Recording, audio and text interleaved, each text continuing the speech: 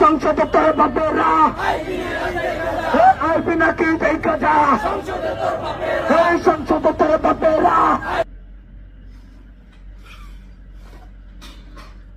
I Ilias দেখা যা, I Pinaki দেখা যা, কি দেখার জন্য ডাক দিছে?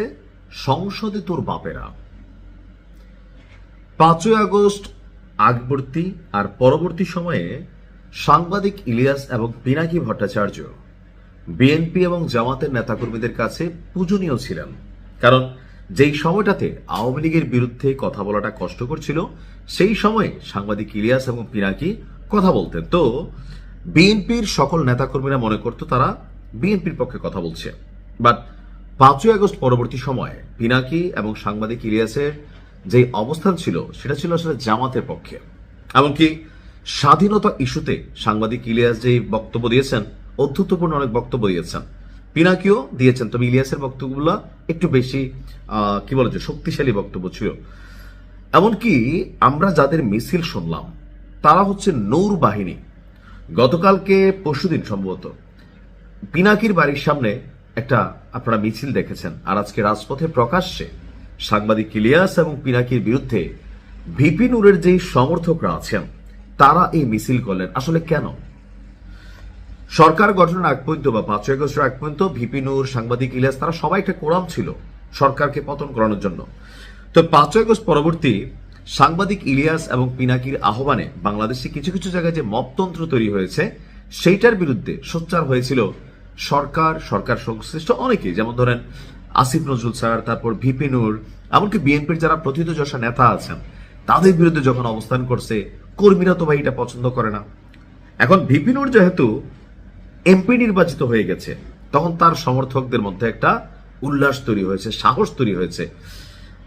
আওয়ামী লীগের সময় সাংবাদিক ইলিয়াস এবং পিনাকির যে অবস্থা ছিল, যদি বাংলাদেশে আসতো যা ঘটতো, আজকের দিনে যদি সাংবাদিক ইলিয়াস এবং পিনাকি বাংলাদেশে আসে এর ব্যতিক্রম কিছু ঘটবে না।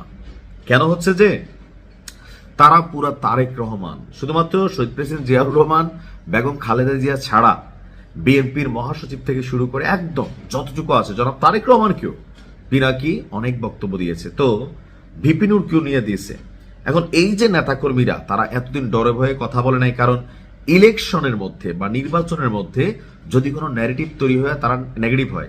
তবে ভিপি নূর মাঝে মাঝে বক্তব্য দিছে, তার এই বক্তব্যগুলা জনগণের একাংশ পছন্দ করছে, না হলে তো ভিপি নূরকে ভোট দেয় নাই। তবে এই ক্ষেত্রে বিএনপির একটা ইলেকশন ইঞ্জিনিয়ারিং ছিল, কোনটা যে ভিপি নূর যে আসনে দাঁড়িয়েছে তাকে যে মাঠটাতে দিছে সেখানে নূরের পক্ষে কাজ যদি না করে সেজন্য কয়েকজন নেতাকর্মীকে কিন্তু ভয় দেখাইয়া বহিষ্কার করা হয়েছিল, যেন বাকিরা তালের মতন সোজা হয়ে যায়।